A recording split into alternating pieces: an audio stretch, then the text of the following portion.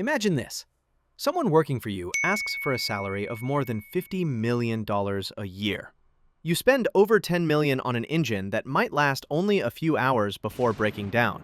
In every race, you could lose your racing car worth several million dollars.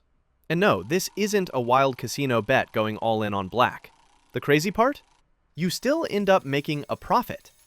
Because this is Formula One. The Formula One World Championship was first officially held in the 1950 season. That first year, the championship included 6 Grand Prix races across Europe, plus one in the United States at Indianapolis. Back then, wealthy aristocrats competed in homemade racing cars that were far more dangerous than the machines we see today. They weren't chasing money, they were chasing speed, adrenaline, and the pure thrill of the moment. In fact, some drivers even paid just for the chance to sit behind the wheel. Incredible if you compare that to today, where Formula One drivers earn salaries hundreds of times greater than those of the average working person. The financial side of the sport truly began to develop about 30 years later, in the late 1970s, when Bernie Ecclestone transformed Formula One into a money-making machine. Bernie understood one thing. Formula One wasn't just racing. It was entertainment. And as we all know, entertainment always comes at a price. In 1972, Ecclestone bought the Brabham team from Ron Tauranac for £25,000. Under his leadership, the team saw its golden age, with Nelson Piquet winning 2 drivers' titles in 1981 and 1983. Later, Bernie became the head of the Formula One Constructors Association. He centralized all television rights and sold them as a single package. To ensure no one challenged his authority, he created a revenue-sharing system, where everyone got their slice of the pie. This was the birth of Formula One as a true business model. Ecclestone turned a group of speed enthusiasts into a structured empire. Where does all this money come from?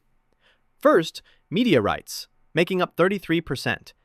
Broadcasters worldwide pay massive fees to air the races. ESPN, for example, pays $90 million per year. And that's without counting Formula One's own streaming service, F1 TV. Second, race hosting fees, around 29%. Organizers pay anywhere from $20 to $60 million just to host a Grand Prix. Saudi Arabia, for instance, spends $55 million per race. Third, sponsorships. Brands like Rolex, Heineken, and DHL spend millions to have their logos appear on TV. In 2025, luxury giant LVMH signed a 10-year, $1 billion deal.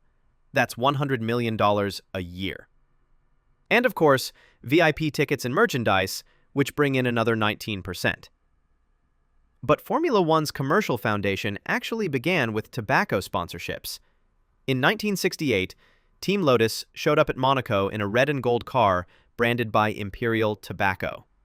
That deal, worth 85,000 euros at the time, about $1.4 million today, turned cars into moving billboards. By the 1980s, tobacco companies dominated Formula One sponsorship, with contracts reaching $100 million a year. The connection was obvious. Speed, risk, and excitement fit perfectly with cigarette marketing. But in the 2000s, tobacco advertising bans hit hard. By 2007, direct cigarette sponsorship disappeared from most races. Teams lost up to 50% of their funding. Still, some brands found loopholes, like Ferrari's infamous barcode design, which subtly hinted at Marlboro. Today, tobacco has been replaced by tech giants, crypto exchanges, and luxury brands. But those early sponsorships set the stage for the massive deals Formula One still relies on. Why do countries pay millions to host a race? The answer is simple: tourism. Hotels, restaurants, and local businesses thrive as tens of thousands of fans flood in, injecting millions into the local economy. Formula One is not just a sport. It's a race of innovation. Teams spend millions on every tiny detail just to gain a few hundredths of a second. In 2017, American company Liberty Media bought Formula One for $4.4 billion, or $8 billion including debt.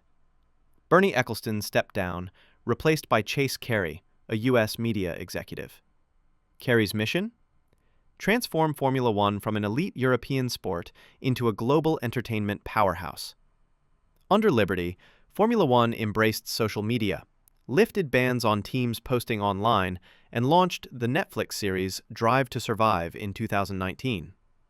That series boosted F1's popularity worldwide, especially in the US, where new fans are young, wealthy, and perfect targets for big sponsors.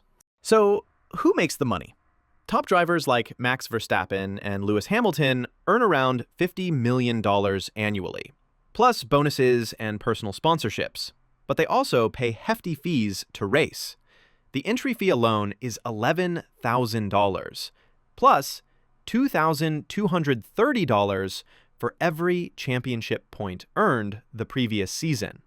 Verstappen, for example, paid over $1 million just to compete in 2023. The biggest winners, though, are Formula One's commercial rights holders.